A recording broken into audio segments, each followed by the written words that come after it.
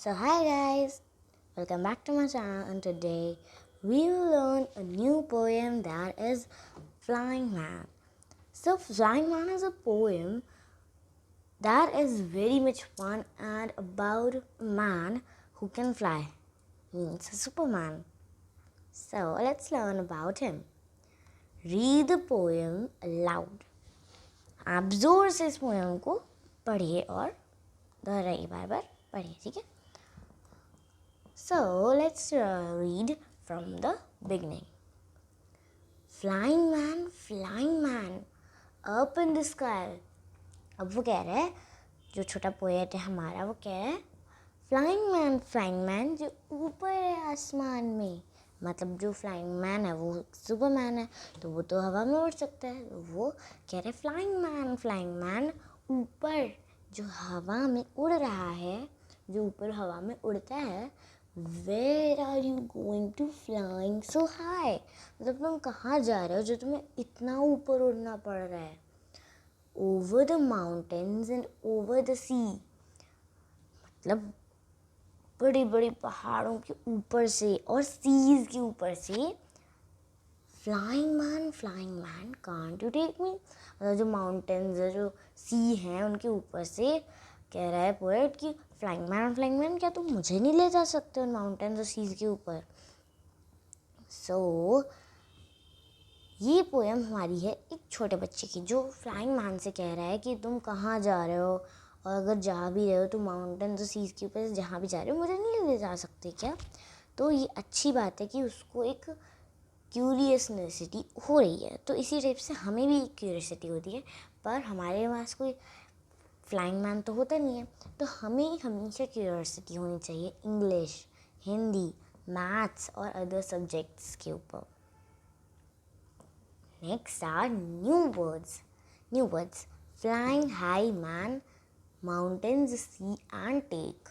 Flying मतलब उड़ना, high मतलब ऊंचा, मैन मतलब आदमी या फिर कोई कहना चाहिए ऐसा man, male. Mountains, high hills जो कि बहुत ही ज़्यादा हिली. आपने हिल्स के बारे में सुना है, जो छोटे छोटे टीले होते हैं, उन्हीं के बड़े टाइप होते हैं. जैसे हिल्स है तो हिल का ऊपर का पॉइंट चला जाएगा और वो ऊंची हो जाएंगी, तब उनको कहते हैं माउंटेन्स. नेक्स्ट इज सी मतलब समुद्र. जैसे आपने देखा होगा कि बहुत बड़े तो नहीं होते, जैसे हमारा इंडियन ओशन है, अटलांटिक ओशन है, पैसिफिक ओशन है और अंटार्कटिक ओशन भी है. सो ये सब हमें कहते हैं. जैसे आपने कभी यह देखा होगा कि पैसिफिक ओशन सबसे बड़ा ओशन है. अब पैसिफिक ओशन जैसा ही एक सी भी है जिसका नाम है पैसिफिक सी. वो सबसे बड़ा सी है तक का, लेकिन वो इंडियन ओशन से बड़ा थोड़े ना होगा. वो पैसिफिक ओशन सिर्फ सी, पैसिफिक ओशन और पैसिफिक सी में बहुत अंतर है. और वो पैसिफिक सी तो इंडियन ओशन के बराबर भी नहीं है, वो तो पूरे यूपी के बराबर भी नहीं है. मतलब यूके आपने देखा है, यूके कंट्री उसके बराबर हो, उससे भी बहुत कम होगा. सो इसी टाइप से होता है. अब टेक मीन्स कुछ भी लेना. Next, what are the pink words है. Highlighted words are flying high mountains. So let's read. The mountains are high. जो mountains हैं वो ऊंचे हैं. So next is, मतलब आप इस mountains ऊंचे हैं. The birds are flying in the sky. Flying मतलब जो birds हैं वो बहुत ऊंचा ऊंचा उड़ रही हैं. So आप इससे खुद भी जो पिंक वर्ड्स हैं, हाइलाइटेड वर्ड्स हैं, आप उनसे खुद भी सेंटेंसेस बना के लिख सकते हो. Next is let's share. तो इसमें हमारे क्वेश्चन आंसर नहीं है, तो हम लोग लेट्स शेयर करेंगे. Have you seen an aeroplane. तो ये हमारा क्वेश्चन आंसर ही है. क्या आपने कभी एरोप्लेन देखा है? So I have seen aeroplane. Let's pretend you are a pilot flying in aeroplane. चलो ये सोचते हैं कि आप एक पायलट हो एक एरोप्लेन के, ठीक है. सो फर्स्ट हमारा है, what will you see outside the aeroplane. During the day at night, मतलब आप अगर एरोप्लेन में बैठे तो आप दिन में क्या देखोगे और रात में क्या देखोगे. So in the day I will see the small people, मतलब जहाँ आकाश से ऊपर एरोप्लेन से कुछ नीचे देखने की कोशिश करते हैं तो हमें कुछ दिखता है, बहुत ही छोटे छोटे छोटे से ह्यूमंस दिखाई देते हैं या फिर बिल्डिंग्स दिखाई देते हैं. I can see buildings in the day very clearly and see some clouds in the blue sky fully, and at night I can see the big stars and dark clouds and blue dark sky. रात में dark sky हो जाता है ना, तो हम वैसे भी देख सकते हैं. Next, B means what will you see inside your aeroplane. अब आप अपने एरोप्लेन के अंदर क्या देखोगे. सो आप अपने एरोप्लेन के अंदर क्या क्या देख सकते हो. Do you no, I can see passengers, our boot spaces and many other things that we need in the aeroplane. Now ये जो नीचे के क्वेश्चन हैं वो आपको खुद करने हैं. सो इसमें से पहले का क्वेश्चन बहुत ईजी है. Do you think an aeroplane can land on a moon.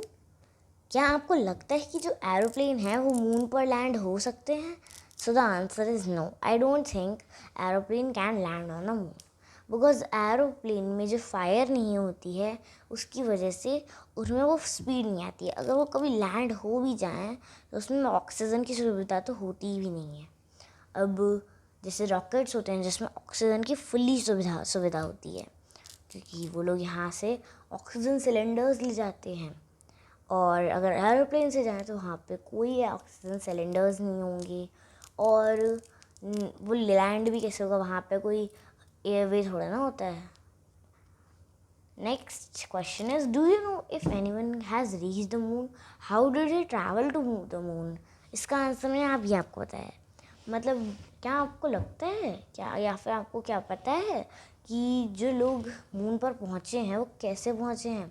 सो या, I know how the people reached on the moon. So, first, Neil Armstrong was the first person to land on the moon. Do you know how Neil Armstrong gone there? Yeah, Neil Armstrong gone there by a rocket. Rocket में जो बहुत बड़ा होता है rocket, उसके वो पहले तो धरती के चक्कर लगाता है, हमारी अर्थ के चक्कर लगाता है. उसके बाद जब वो ऐसा हो जाता है पूरा, तब वो ऊपर की ओर जाता है, मून की ओर जाता है.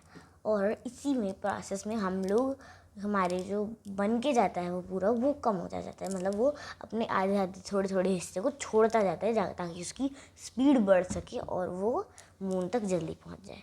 और यही उसका फीस स्ट्रक्चर उसको समझाता है और हृदय से दर्शाता है कि हमें ऐसे ही करना चाहिए. हाँ, और ये ह्यूमंस के लिए भी एक बहुत बड़ी चीज़ है, क्योंकि नील आर्मस्ट्रॉन्ग पहले व्यक्ति थे जिन्होंने ये साबित करा था कि मून पे जाना भी कुछ कठिन नहीं है. तो इसी वजह से अब कई कंट्रीज़ सन पे जाने के लिए, सन के आसपास जाने के लिए भी रॉकेट्स लॉन्च कर रहे हैं. सो नेक्स्ट इज से allowed, mug, move, mum, mother and mud. So what are the three words matching here? Mug, mum and mud. Move and mother are the others. Waste, whale, view, van, vote. Waste and whale are matching little. Next is wave, wall, wax, wind, why. Okay, wave मतलब होता है कोई लहर, ठीक है. आपने सुना होगा वाटर वेव, वैक्स क्रेयॉन्स, मतलब वैक्स जो जल्दी गल जाती है. अगर आपने कभी देखा होगा तो वैक्स क्रेयॉन को आप लोग किसी भी ऐसी चीज़ पे रखिए जो जले ना जल्दी, और उसे आप गर्म करिए तवे की तरह, या तवे पे रख के आप क्रेयॉन्स को गर्म करिए. तो देखिए, आप वैक्स क्रेयॉन्स ही लीजिएगा और कोई क्रेयॉन मत लीजिएगा. तो वहाँ पे आप देखेंगे कि वो गल रहे हैं, गल के वो एकदम पतले पतले से हो जाएंगे. और फिर आपको उन्हें करना है किसी भी बटर पेपर, रैप पेपर या फिर प्लास्टिक पेपर पे आप लोग से कर सकते हो. प्लास्टिक पे आप जब करोगे तो उसे ध्यान से एकदम सही शेप में आप जबकि उसे फ्रीज़ करोगे, उसके बाद आप निकालना, देखिएगा कि वो जमेगा तो नहीं, लेकिन वो पूरा आपका क्रेयॉन जैसे अजीब सा हार्ड हार्ड हो जाएगा।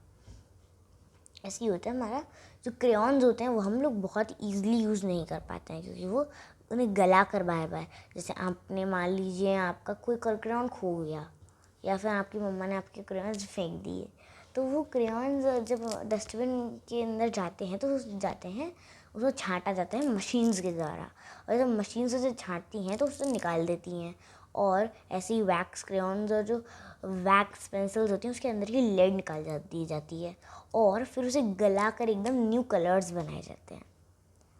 ओके, जैसे वैक्स पेंसिल आ गई हमारी, तो वैक्स पेंसिल कलर्स को भी निकाल लिया जाता है उससे भी, और जो वैक्स पेंसिल आती है उससे ब्लैक कलर बनाया जाता है।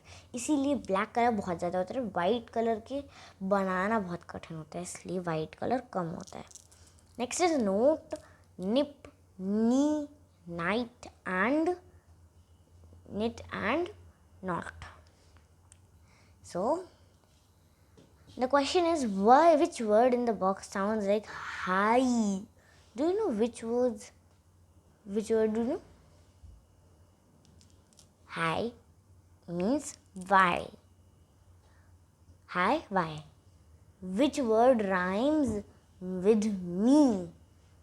Do you know? I know. In not say aloud. It is you can make it. Me, he, she, we. Okay.